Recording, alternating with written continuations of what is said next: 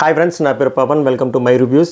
ఈ వీడియోలో నా అన్వేష్ అలియాస్ ప్రపంచ యాత్రికుడు ఇప్పుడు ఏ ప్రపంచంలో ఉన్నాడో తెలియదు కానీ చాలా బిజీగా ఉన్నాడు. థంబ్నెయిల్స్, కాంట్రవర్షియల్ వీడియోస్, బెట్టింగ్ క్యాంపెయిన్లు. ఓకే, ఆ పంచాయతీ కంటే ముందు మనం మాట్లాడుకోవాల్సింది కొన్ని సీక్రెట్స్ ఉన్నాయి, కొన్ని ప్యాటర్న్స్ ఉన్నాయి, కొన్ని చిక్కుముడులు ఉన్నాయి. ఆ చిక్కుముడుల్ని నేను విప్పడానికి ట్రై చేస్తా. సో మీకు ఈ వీడియో కంటెంట్ అర్థం కావాలంటే స్కిప్ చేయకుండా లాస్ట్ వరకు చూడండి. నేను ఎక్కువ ల్యాగ్ చేయను. జస్ట్ మనోడి ప్యాటర్న్ మీ ముందుకి నేను ఎక్స్పోజ్ చేయడానికి ప్రయత్నిస్తున్నాను అంతే. సో ఇది ఎక్కువ మందికి షేర్ చేయడానికి ట్రై చేయండి. ఒకవేళ కంటెంట్ వేస్తే అప్పుడు ఎక్కువ మందికి కూడా అర్థమవుతుంది అసలు ఏం జరుగుతుంది, అసలు ఆ ప్యాటర్న్ ఏంటి, మనోడు వెళ్తున్న గేమ్ ప్లే ఏంటి, మనోడు చేస్తున్న స్కాములు ఏంటి. అంటే మిగిలిన వాళ్ళు కూడా చేస్తున్నారు, వెరీ గుడ్, వాళ్ళని ఎక్స్పోజ్ చేస్తున్నాడు, కొంతమందిని ఎక్స్పోజ్ చేస్తున్నాడు. బట్ మనవాడు చేస్తున్న పత్తి గింజ వ్యాపారాలు ఏంటి అవి కూడా చాలా క్లియర్గా చెప్పడానికి ట్రై చేస్తాను. సో వీడియో చూసే ముందు కాకపోయినా వీడియో అయ్యాక లైక్ చేయడానికి ట్రై చేయండి. ఒకవేళ కంటెంట్ నచ్చకపోతే మీకు నచ్చిన భాషలో మీరు తిట్టండి. ఎందుకంటే అన్వేష్ వైజాగ్ వాస్తుడే అలాగే కొన్ని అడిగాను నేను ఇన్స్టాగ్రామ్లో కూడా, రెస్పాన్స్ రాదు కూడా. ఎందుకంటే ఆ క్వశ్చన్లకి కాంక్రీట్ ఆన్సర్స్ ఉండవు. సో ఇప్పుడు నేను అన్వేష్ ఇప్పుడు చాలా కొట్టుకు చచ్చిపోతున్నాడు కదా, స్టాప్ బెట్టింగ్ క్యాంపెయిన్స్ అని. ఓకే, నేను అన్వేష్ని ఫాలో అవుతున్నాను, కొన్ని మంచి పనులు ఉన్నాయి. బట్ నాకు కొన్ని క్వశ్చన్లు ఉన్నాయి. మనం కోర్టు మూవీలో చెప్పినప్పుడు ప్రతిదీ మనము ఎవడైనా క్వశ్చన్ రేస్ చేసినప్పుడు గుడ్డిగా అలాగా ఓకే కరెక్ట్ అన్నట్టు కాకుండా వై అని అడగడం నేర్చుకోవాలి. ఇప్పుడు నేను వై అని అడుగుతున్నాను నేను అన్వేష్ని. వై మీరు ఎందుకు చూజీగా ఉన్నారు, ఓన్లీ స్పెసిఫిక్ ఇన్ఫ్లుయెన్సర్స్ వెంటే ఎందుకు పడుతున్నారు, ఎందుకు వాళ్ళే టార్గెట్ చేస్తారు, ఎందుకు వాళ్ళ ఫ్యామిలీ మెంబర్స్నే టార్గెట్ చేస్తున్నారు, ఎందుకు వాళ్ళ రిలీజియన్ని బయటికి తెస్తున్నారు. ఇంకా చాలామంది ఉన్నారు కదా, పెద్ద పెద్ద సెలబ్రిటీస్ ఉన్నారు, ఫిల్మ్ స్టార్స్ ఉన్నారు, సీరియల్ స్టార్స్ ఉన్నారు, స్పోర్ట్స్ స్టార్స్ ఉన్నారు, సోషల్ మీడియా ఇన్ఫ్లుయెన్సర్స్లో కూడా చాలా పెద్ద పెద్ద పేర్లు ఉన్నాయి కదా. వాళ్ళ పేర్లు ఎందుకు తేయట్లే, వాళ్ళు ఎందుకు మీరు ఎక్స్పోజ్ చేయట్లేదు, అసలు మిమ్మల్ని మీరు ఎందుకు ఎక్స్పోజ్ చేయట్లేదు. సో మిమ్మల్ని నేను ఎక్స్పోజ్ చేయడానికి నేను ట్రై చేస్తాను. సో ఈ ప్రపంచ యాత్రికుడు నా అన్వేష్ ఫస్ట్ 4-5 ఏళ్ళ ముందు ఆల్ ఇండియా టూర్ అని మొదలుపెట్టాడు. ఓకేనా, కష్టపడ్డారు, ప్రతి ఒక్కడు కష్టపడితే కానీ ఎవడు పైకి రాడు. అది జీవిత సత్యం, అందరికీ తెలుసు, మన అన్వేష్ బ్రోకి కూడా తెలుసు. మనోడు ఉన్న టైంలో చాలా మంచి యూట్యూబర్స్ ఉన్నారన్నమాట. ఏంది ఈ వరల్డ్ ట్రావెలింగ్ స్టార్ట్ చేశారు కూడా. సో మనోడికి బేసిక్గా కడుపు మంట ఎక్కువ. ఎంత కడుపు మంట ఎక్కువ అంటే మన ఓన్ని దాటుకుంటూ ఎవడైనా వెళ్తే అదే ప్లాట్ఫామ్లో తట్టుకోలేడు. సో సేమ్ థింగ్ అదే జరిగింది. ఏం జరిగిందంటే మనోడు content travelling, Uma Telugu traveller content travelling. So ఆ టైంలో ఉమా తెలుగు ట్రావెలింగ్ కంటెంట్ పీక్స్లో ఉంది, వ్యూస్ బీభత్సంగా ఉన్నాయి. అప్పుడు ఏం చేయాలి అని చెప్పి చాలా ప్రయత్నాలు చేశాడనమాట. కొన్ని ఆల్మోస్ట్ 30 to 40 వీడియోస్ చేశాడు. ఏమని చేశాడు, మనోడిని దింపాలంటే ఏం చేయాలి.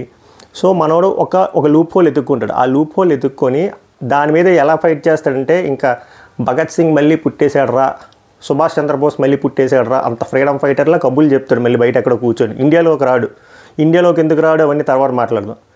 సో ఈ ఎంసీఎన్ అనేది బూతు, ఎంసీఎన్ మనం ఎరాడికేట్ చేయాలి, ఎంసీఎన్ తొక్కేస్తుంది సోలో క్రియేటర్ని, ఇండివిజువల్ క్రియేటర్ని అని చెప్పి చాలా మెస్ చేసి ఉమా తెలుగు ట్రావెలర్ వ్యూవర్షిప్ని 100% 20% పడిపోయేటట్టు చేశాడు. సక్సెస్ఫుల్గా అచీవ్ చేశాడు.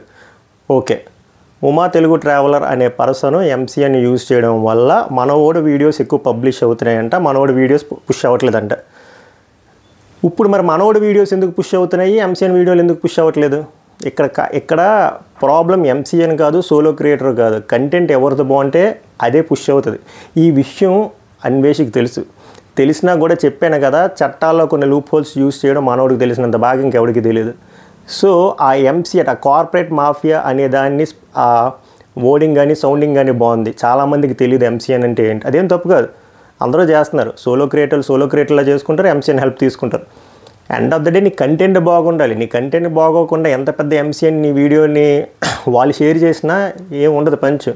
కానీ ఈ ఎంసీఎన్ అనే దాన్ని భూతంలా చూపించి ఈ ఎంసీఎన్ యూజ్ చేసుకుంటూ ఉమా తెలుగు ట్రావెలర్ అందరినీ తొక్కేస్తున్నాడు అని చెప్పి మనోడే మిగిలిన తెలుగు కమ్యూనిటీలో ఉన్న Telugu travellers including Uma Telugu traveller Ravi వదిలేండి, అది ట్రావెలర్ కాదు, తొక్కుకుంటూ మనోడు పైకి వచ్చాడు.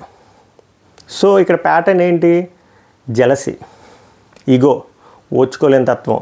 సో అక్కడ ఉమా తెలుగు ట్రావెలర్ అనే పర్సన్ని సక్సెస్ఫుల్గా ట్రాప్ చేసి పడేసాడు.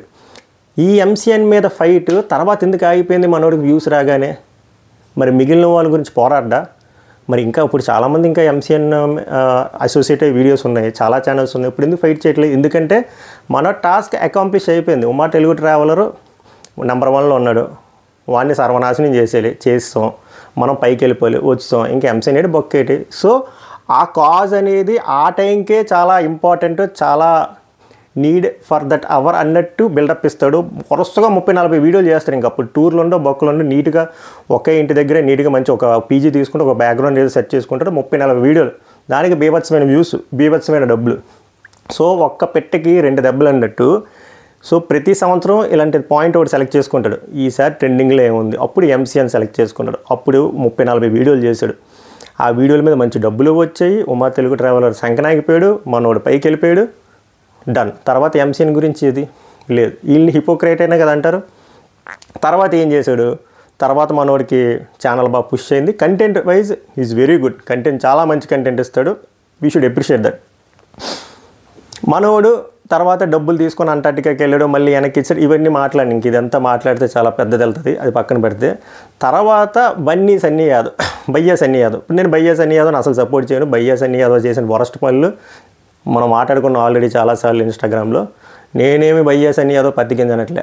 ఇప్పుడు మళ్ళీ చూజీగా ఉన్నాడు. ఇప్పుడు భయ్యా సన్నీ యాదవ్ ట్రెండింగ్లో ఉన్నాడు. మనకంటే ఎక్కువ సబ్స్క్రైబర్స్ ఉన్నారు, 4 మిలియన్స్ ఎంత ఉన్నాడు, మనోడు 2 మిలియన్స్. మనోడిని సంకనాకించాలి. ఏం చేయాలి? అక్కడ ఎంసీఎన్లో ఇప్పుడు దొరకట్లేదు, మనోడు ఎంసీఎన్లో లేడు. సో ఇప్పుడు ఏం చేయాలి? బెట్టింగ్. భయ్యా సన్నీ యాదవే తెచ్చాడు ఆ బెట్టింగ్ని. దానికంటే ముందు చాలామంది ప్రమోట్ చేయడం స్టార్ట్ చేశారు. వాళ్ళ మీద ఎందుకు పోరాడలేదు మన సుభాష్ చంద్రబోస్ అలియాస్ నా అన్వేష్? ఇంకా చాలామంది సీరియల్ స్టార్స్ ప్రమోట్ చేశారు దానికంటే ముందే. ఎందుకు మనోడు స్టార్ట్ చేయలేదు? సోషల్ మీడియా ఇన్ఫ్లుయెన్సర్సే చాలామంది చేశారు. హర్ష సాయి చేశాడు. ఎందుకు? హర్ష సాయి ఆ టైంలో బీభత్సమైన పీక్ ఫేజ్లో ఉన్నాడు. ఆ టైంలో మనోడు కానీ అటాక్ చేస్తే మనోడి ఛానల్కే బొక్క అని చెప్పి చూసీగా మనోడిని సెలెక్ట్ చేసుకున్నాడు. మనోడిని సెలెక్ట్ చేసుకొని సంకనాకించాడు. Very good. మనోడు తప్పు చేశాడు కాబట్టి కర్మ ఈజ్ ఎ బిచ్ అన్నట్టు మనోడికి జరిగింది. బట్ ఇక్కడ చాలామంది ఇన్నోసెంట్ పీపుల్ తెలుసుకోవాల్సింది, అక్కడ నా అన్వేష్కి ఎంసీఎన్ మీద ప్రేమ లేదు, బెట్టింగ్ యాప్స్ మీద ప్రేమ లేదు, ఇండియా మీద ప్రేమ లేదు, ఎవడి మీద ప్రేమ లేదు. ఆ టైంలో ఏదైతే బజ్గా ఎక్కువ సౌండింగ్ వస్తుందో దాన్ని మనోడు క్యాష్ చేసుకొని నేనే వచ్చాను భూమి మీదకి దాన్ని కాపాడడం కోసం అన్నట్టు బిల్డప్ ఇచ్చి ఆ టైంలో 30-40 వీడియోలు చేస్తూ ఇప్పుడు చూడండి రోజుకో వీడియోకి 2 మిలియన్లు. ఎన్ని డబ్బులు వస్తాయి? ఇదంతా ఎవరికి వెళ్తుంది? ఎందుకు వెళ్తుంది? ఇదేమైనా మనోడు ఏమైనా చార్టీ వైజ్ ఏమైనా హెల్ప్ చేస్తున్నాడు అందరికీ? మళ్ళీ ఇదే ప్యాటర్న్ ఇంకొక 2-3 వారాలు పోయి ఆపేస్తాడు. ఆపేసి 1 ఇయర్ మళ్ళీ జాలీగా ఇంకా రకరకాల కంట్రీస్లో రకరకాల అమ్మాయిలతో తిరుగుతూ ఆటగాడు పోటుగాడు అని చేసుకుంటూ పత్తి వ్యాపారాలు అన్నీ చేసుకుంటూ మళ్ళీ ఇంకో 1 ఇయర్ పోయిన తర్వాత సడన్గా అవేర్నెస్ గుర్తొచ్చేస్తుంది. So coming back to his pattern, every year ఒక టాపిక్ ఎంచుకుంటారు అన్నమాట. ఆ టాపిక్ ఎంచుకొని మనోడికి కాంపిటీషన్ ఎవడైతే ఉన్నాడో వాళ్ళందరినీ లేపుకుంటూ వెళ్ళిపోతాడు. రవి తెలుగు ట్రావెలర్, ఉమా తెలుగు ట్రావెలర్, భయ్యా సన్నీ యాదవ్, లోకల్ బాయ్ నాని, ఇప్పుడు పరేషన్, ఇవన్నీ అలాగే చేస్తున్నాడు. మనోడికి నిజంగా అంత సోషల్ అవేర్నెస్ ఉంటే 20-30 మంది టాప్ సీరియల్ యాక్టర్స్ చేశారు ప్రమోషన్. వాళ్ళ మీద ఎందుకు అటాక్ చేయట్లేదు? ఫిల్మ్ స్టార్స్ చేస్తున్నారు, వాళ్ళ మీద ఎందుకు మనోడు ఏం క్యాంపెయినింగ్ చేయట్లేదు? స్పోర్ట్స్ వాళ్ళు చేస్తున్నారు, స్పోర్ట్స్ పర్సన్, మనోడు ఎందుకు చేయట్లేదు? అంతెందుకు హర్ష సాయి మీద ఎందుకు చేయట్లేదు?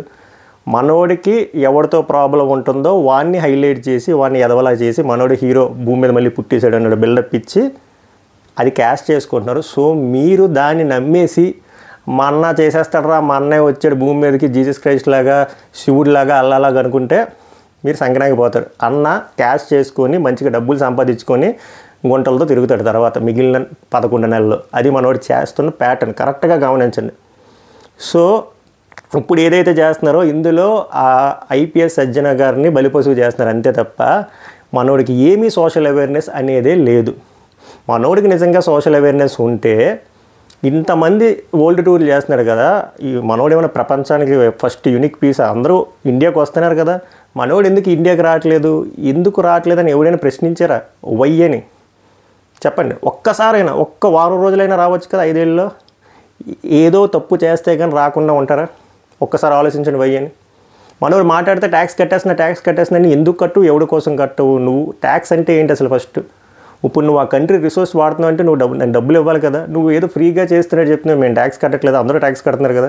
అసలు నువ్వు ట్యాక్స్లో కూడా ఏ రెజ్యూమే ఆప్ చేస్తున్నావు, నువ్వు యూఎస్ది ఆప్ చేస్తున్నావు, ఇండియాది ఆప్ చేస్తున్నావా, అసలు నువ్వు ఐటీ రిటర్న్స్ అయినా ఫైల్ చేస్తున్నావు, ఏం చూపించావా, గుంటలతో తిరగడం తప్ప. నువ్వు మళ్ళీ ఆటగాడు పోటుగాడు అని చెప్పి డబల్ మీనింగ్ డైలాగులు, డబల్ మీనింగ్ షిట్ అంతా మాట్లాడుకుంటూ వచ్చి సడన్గా సంవత్సరంలో ఒక 4 రోజులు ఎందుకు నువ్వు బుద్ధుల్లా బిహేవ్ చేస్తున్నావు. బుద్ధుల్లా బిహేవ్ చేస్తూ ఇప్పుడు పల్లవి ప్రశాంత్ మీద వీడియో చేసావు. ఓకే, పల్లవి ప్రశాంత్ అన్నాడు మంచి స్కామర్, ఎక్స్పోజ్ చేసావు. చేస్తూ why are you getting so judgemental and becoming so judgemental about Bigg Boss show. అదొక పనికిమాలి షో అంటున్నావు కదా. మరి నీకు వచ్చి నువ్వు చేస్తున్న వీడియోలో, గుంటలతో చేసిన వీడియోలు ఏమైనా పనికొచ్చిన షోలా? ఒక ఇన్ఫ్లుయెన్సర్ని తప్పు చేస్తున్నాడని చెప్పే విధానం వేరు, ఆ ఇన్ఫ్లుయెన్సర్ని అమ్మల్ని, పిల్లల్ని, నాన్నల్ని, కూతుర్ని, రిలీజియన్ని తెస్తూ అంత చండాలంగా మాట్లాడుతున్నావు కదా. మరి నీది పనికొచ్చే వీడియోలా, నీది పనికొచ్చే కంటెంటా? నువ్వేమైనా చెప్తున్నాను కదా male version of mother Teresa, ఎందుకు ఇవన్నీ నేను? సో నీకు నిజంగా అంత దమ్ము ఉంటే, నీకు బాల్స్ ఉంటే ఇండియాకి రా, ఇండియాకి వచ్చి ఫైట్ చేయి. ఇండియాకి వచ్చి ఎందుకు నువ్వు ఫైట్ చేయలేకపోతున్నావు? ఇప్పుడు అక్కడ నువ్వేమీ యాత్రలు ఏం చేసేట్లేదు కదా, గుంటలతో తిరగడం తప్ప. 4 రోజుల నుంచి అదే కదా పీకుతున్నావు. ఇప్పుడు ఇండియాకి రా, ఇండియాకి వచ్చి అక్కడ ఎలాగో నువ్వు ట్రావెలింగ్ చేయట్లేదు, ఇండియాకి వచ్చి ఫైట్ చేయి. ఐపీఎస్ సజ్జనార్ సర్కార్ పక్కనే పీజీ తీసుకో. నీకు అంత థ్రెటనింగ్ కాల్స్, థ్రెటనింగ్ ఫోన్స్ వచ్చేస్తాయి.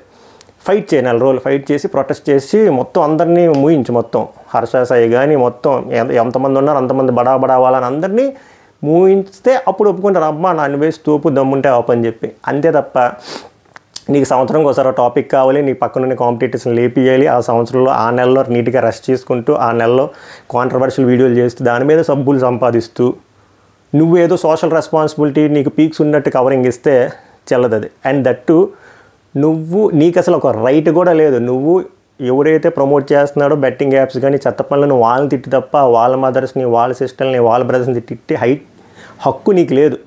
అర్థమవుతుందా? ఇదే పని నువ్వు ఇక్కడ ఇండియాలో వచ్చి చూస్తే గొడ్లిప్పి చేస్తే గొడ్లిప్పి కొడుతురు, నిన్ను కొడతారు కూడా. అది నీకు తెలుసు. నీకు ఆ దమ్ము లేదు కాబట్టి నువ్వు అక్కడి నుంచి వాగుతున్నావు కుక్కలా తప్ప. ఇక్కడికి వచ్చి దమ్ముంటే మాట్లాడు. నువ్వు అవతల వాళ్ళ మదర్ గురించి మాట్లాడినప్పుడు మీ మదర్ గురించి కూడా ఆలోచించు. మా అమ్మని అన్నారు, మా అమ్మని అంటే నువ్వు ఎలాంటి వాడు అంటే రెచ్చగొడతావు. నువ్వు వాళ్ళ అమ్మని అన్నప్పుడు వాళ్ళు మీ అమ్మని అంటారా? అలాగే ఉప్పు కారం తినకుండా బతుకుతున్నారా? తెస్తుంది నువ్వే కదా పెంట ఫస్ట్. సో నువ్వు ఈ కాంట్రవర్సీలు, చెత్తా చెదరం స్టార్ట్ చేస్తుంది బ్రాండ్ అంబాసిడర్ నువ్వే. నువ్వు సైలెంట్గా నీ ప్రపంచ యాత్రలు ఏదో ఆ గుంటను పట్టుకొని తిరుగు, అంతే తప్ప. నువ్వు సడన్గా నేను జీర్ణించుకోలేకపోతుంది ఏంటంటే, నువ్వు ఏదో సోషల్ అవేర్నెస్ కోసం భూమి మీద పుట్టే Subhash Chandrabose, mother Teresa male వర్షన్లా చాలా ఫీల్ అయిపోతున్నావు. అందలేదు అది. ఇప్పుడు నువ్వు అనుకోవచ్చు ఈడెవడు గుంట బచ్చగాడు, ఓ 30,000 సబ్స్క్రైబర్లు ఉండి ఈడెంత నాకు వార్నింగ్ ఇస్తున్నాడంటే, నువ్వు ఆ 30,000 సబ్స్క్రైబర్ల నుంచి ఈ స్టేజ్కి వచ్చావు. ఈ స్టేజ్లో ఉన్నోడు ఫైర్ ఎలా ఉంటుందో నీకు తెలుసు. కర్మం సిద్ధాంతం మీద నీకు కూడా మంచి నమ్మకం ఉందని నాకు తెలుసు.